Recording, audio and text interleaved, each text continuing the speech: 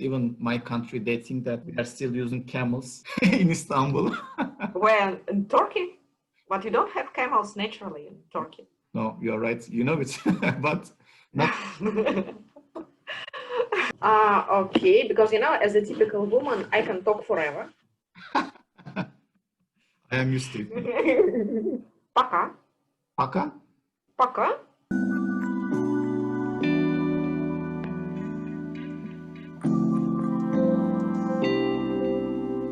So, dear Katya, thanks for joining to Faces from Places. It's my pleasure to host you in this interview. So could you please tell us about yourself? Who is Katya, what she does? Merhaba, Murat. I am Ekaterina Vakhromeeva. I am a segment leader for G Healthcare. I'm covering Russia and CIS. I'm with this company for more than 10 years. Your background is nuclear physicist engineer. Yes, my primary education is a nuclear physicist. I always dreamed to work on big international industrial company. I started my career in digital pathomorphology business for a Russian local vendor. I enjoyed it very much, and then I decided to extend my expertise in radiology. And that's how I joined GE. What are the fun facts of your business? What do you like and what is difficult for you? Actually, I have 2 children. I never had any maternity leave, so I always go on to work thanks to GE, because GE is providing all possibilities for women to work when they have children. That's really great. And you have 2 lovely kids, right? 2 boys. Yes, my 2 Sehzades. If you look to your past, what is the most impactful decision that you have taken? For me, the most challenging decision, it was not challenging, by the way. It was just important decision. First of all, when I got married, and the second one when I decided to join GE, because it was a work of my dream. When I was in Moscow, we visited one of the customers. It was a nuclear medicine department. I remember a moment, there were some problems that some of the doctors were not ready. As a successful businesswoman, I see how you are committed to get things done, and you were talking with doctors to arrange, and then you call others and sorting everything while we were close to the target. So this shows how patient you are about your job, what I could observe during my short visit in Moscow. Among this career journey, do you have a memory from your work experience that you never forget? Of course, I have a lot of memories. I'm a patient-driven person. I have funny memories and have some professional memories. Maybe I will start from a funny one.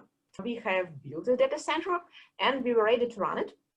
But suddenly we found out that there was no cord in the socket. So there was a socket, but without a cord. And we showed it to the customer, to the end user. They were shocked too. They came back to their suppliers, and I'm not sure exactly what the customer told his supplier, but it was very, very funny. Regarding my maybe professional memory, the most tremendous memory was when maybe 8 years ago, I took part in opening my department in some oncology facility in some of Russian regions. It was an ordinary oncology facility, but it was equipped by the latest modalities, latest equipment. And a lot of doctors from this facility came to this opening. They came to see the new modality. It was a SPECT CT scanner from GE. They touched it, they asked questions.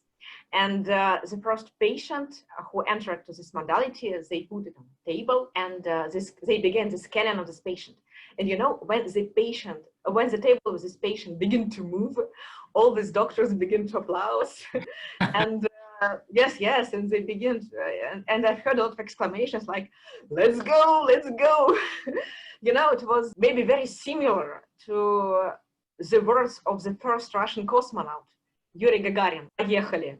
It was the same, Poyekhali. It was really wonderful to provide new technologies and new opportunities to the people. Do you have some specific routines that you follow, and does it work for you?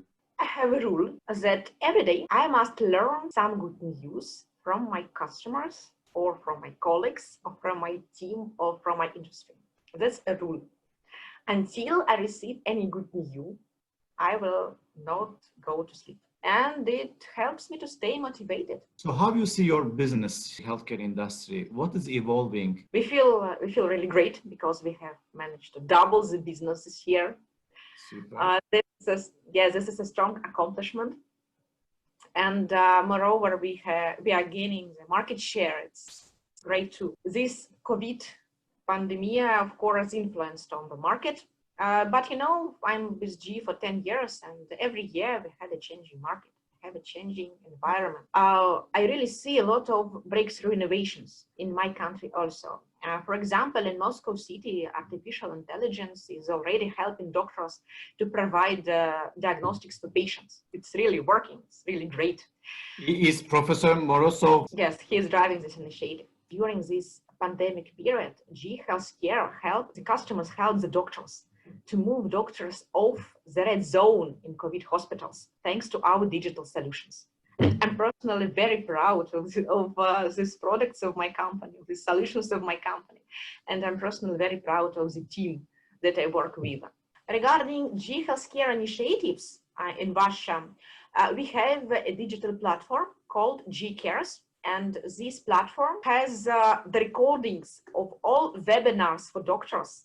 It's accumulating the knowledge of Russian doctors for the name of the healthcare industry in Russia. And anyone can enter this platform, just register and have access to this useful information. Is it kind of a series of training? Absolutely, any time of content. Webinars, interviews, trainings, online trainings, etc., whatever.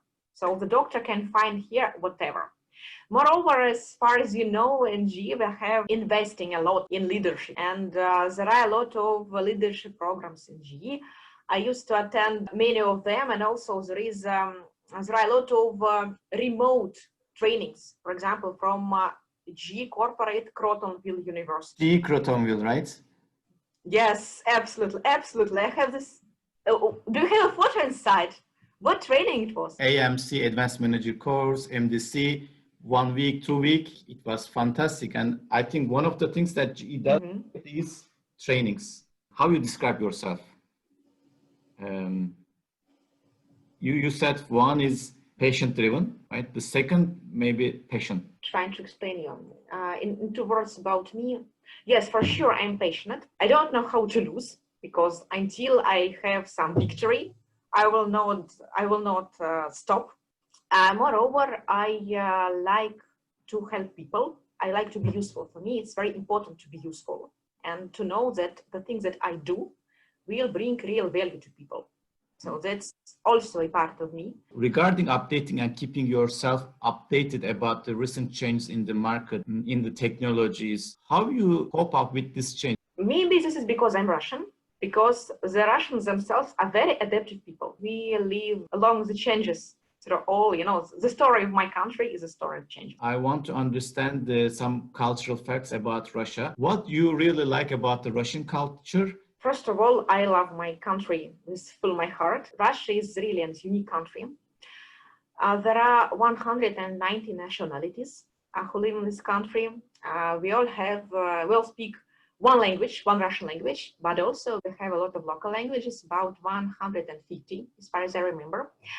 And just imagine, all these nationalities live on the one territory for centuries, speak different languages, have different religion, different culture, but we are one for centuries. That's really unique. Maybe the main quality of Russian person is hospitality, cordiality, and sincerity. I used to hear from my colleagues that Russians smile rare. When the Russian smiles to you, he smiles to you sincerely. I totally agree. And outside of Russia, there are some prejudices about the Russian people. I'm sorry to say that, they are cold, they don't laugh, but that's not correct. When I was in Moscow, I remember the Russian colleagues, we had a dinner together, Andrei, Dmitry, you and some other colleagues. And I remember we laugh a lot. Russians are really friendly, and stereotyping is dangerous. We should not stereotype people without really knowing them. So I totally agree that Russians are smiley people, and when they smile, they are sincere and they really mean it. Is there something special to Russians that they do any gestures? Most of the gestures in Russia are the same, like in most of countries. But in general, we are less likely to use gestures in conversation when we talk in Russian. Maybe it's a part of culture too. For example, I have noticed from myself that I'm talking with a foreign person, I use gestures. Even right now, I talk with you, and natively I use gestures. But if, for example, you were a Russian person and I was talking with you on Russian, I would not use them. I don't know why. Maybe it's a part of nature, or part of culture, or part of what. Interesting. I think it is because of the language barrier. Because maybe, yeah. We are not natives, as I do right now. We try to use hands and faces to make sure that our message delivers to the other part. Maybe because of that reason we use gestures. I noticed that, for example, the Russian people, they can communicate with anyone, even if they don't know the language. So they begin to use a lot of gestures when they don't know the language at all, really. In many cases, I met the same story. I know for sure that the Russians can agree on anything with anyone, even if they don't know language at all.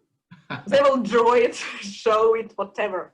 The first time when I was in Moscow, I decided to try a local restaurant to get the feelings of the local culture. I found a really traditional restaurant, but everything was written in the Kirill alphabet, and asked for the menu with gestures, menu.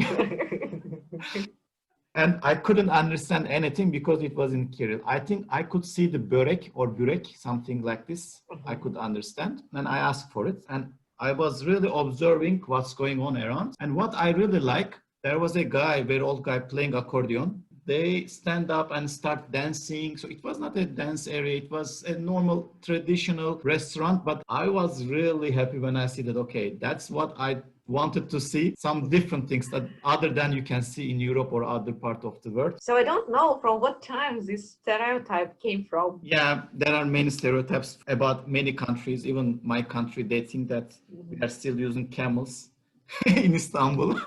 Well, in Turkey, but you don't have camels naturally in Turkey. No, you're right. You know it, but not. I have a Russian proverb. Волков боятся в лес. In English, there is a similar one by Ralph Waldo Emerson. It says, what we are afraid to do is usually what we most need to do. So I think it's close by the meaning to this one. The translation of the Russian proverb is, if you are afraid of wolves, so you should never go to forest. We use the words in a funny way. If we were afraid of iron, we would never take the train.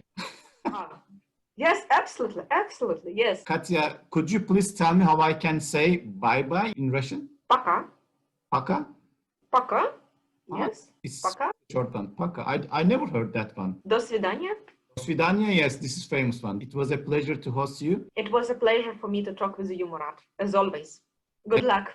I can see from your eyes how you are happy to improve the business in Russia and to help Russian patients. Thanks for your contribution to the healthcare industry as a great women business leader, and thanks for joining Face and Places. Let me start from the beginning. Okay.